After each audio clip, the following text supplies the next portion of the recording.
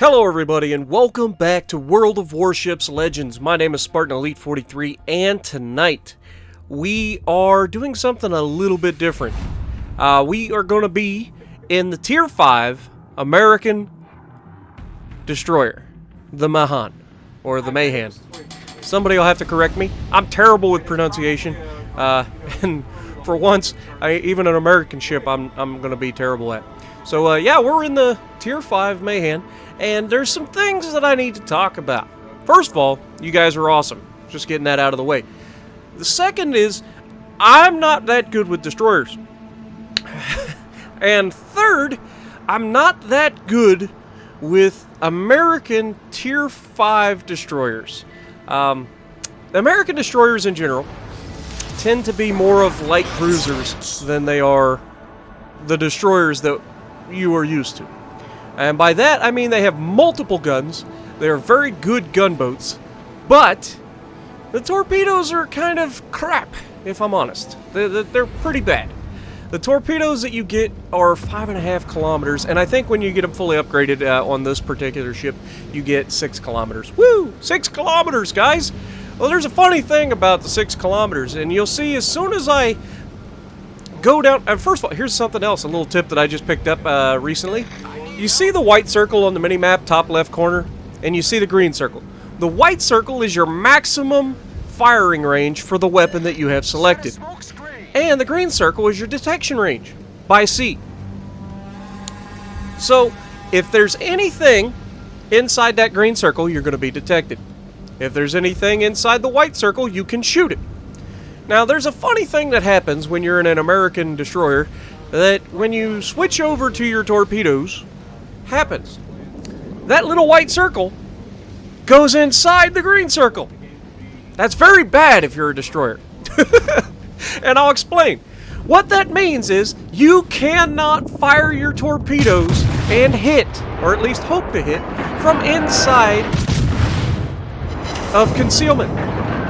Unless, of course, you're inside a smoke screen and there's somebody very close by. Now, as you can see, I have unloaded on this Farragut. That's the Tier 4 American destroyer. Also very good gunboat. Now, I'm firing on him while I wasn't detected initially because I want him gone. Destroyers are very, very bad for your team's health.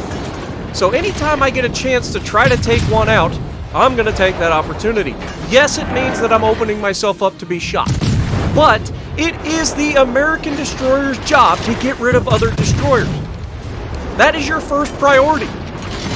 You have amazing guns, amazing fire rate, and great high explosive to get rid of destroyers. Now, as you can see, I've been taking a few rounds, but we've gotten away with it for the most part. Now, this Kuma that's coming up here is going to find out real quickly that I am an American destroyer and that I am a gunboat, first and foremost. Okay? What that means is I have armor piercing loaded and I'm about to ruin your life. Because here it comes. There's some citadels. Let's see how many citadels we can rack up on this little boat that's across from us. Yeah, he thinks he's all big and bad, but oh no, Spartan, you're doing bad. You better get some shots on him. Launch the torpedoes now that I'm in range, and proceed to citadel the ever-living crap out of him. That's right, we're up to 8 citadels, and watch his health completely disappear. You picked the wrong fight. Yes, I would have hit with those torpedoes, but my guns work better and quicker. So, keep that in mind. Now, with that being said, we've got our first kill of the game. We have 11 Citadel hits thanks to that generous Japanese cruiser who thought that he could kill me. And if he had some common sense, he probably would have. But because he decided to just go side to side and face the wrath of a DPM legend that is an American destroyer, it didn't go well for him. Now, that's not going to work in all situations, but against most cruisers, if you're that close in an American destroyer, you can citadel them faster than they can kill you with high explosive. In most cases. Now, that changes a bit when you go up against certain heavy cruisers like the American heavy cruisers. Yes, I can absolutely obliterate you, but You're 203 millimeters, and I don't know what size the Japanese cruisers are at this point. I don't know when they go to 203 millimeters. What I do know is that guy didn't have 203 millimeter guns because I would be dead. Because 203 millimeter high explosive ends very badly for me. However, this Congo, and again, I am detected the entire time I'm firing these torpedoes off. But this Congo is going to be that battleship captain that everybody dreams about when you are in a destroyer. Now, as you can see, lots of fire coming in, not preferable, but we're not going to fire back at them. We're going to let our fish do the talking for us. And how many rounds are we going to get into them? Wait for it. 3, 4, 5, 6. And all of his health disappeared.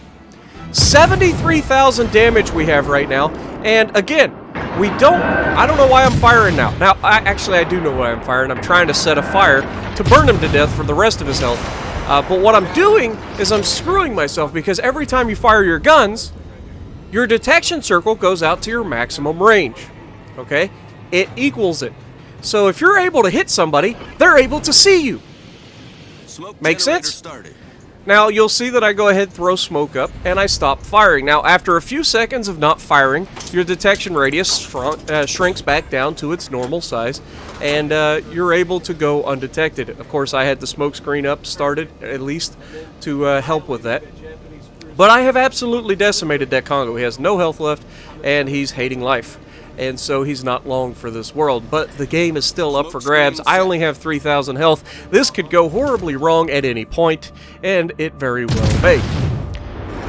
But, as you can see, I move in to try to get some more damage on this guy. He's burning already, but if we can maybe get in here and snipe the kill, it would be fantastic, and we do snipe the kill. I say snipe the kill. The guy was going to burn to death.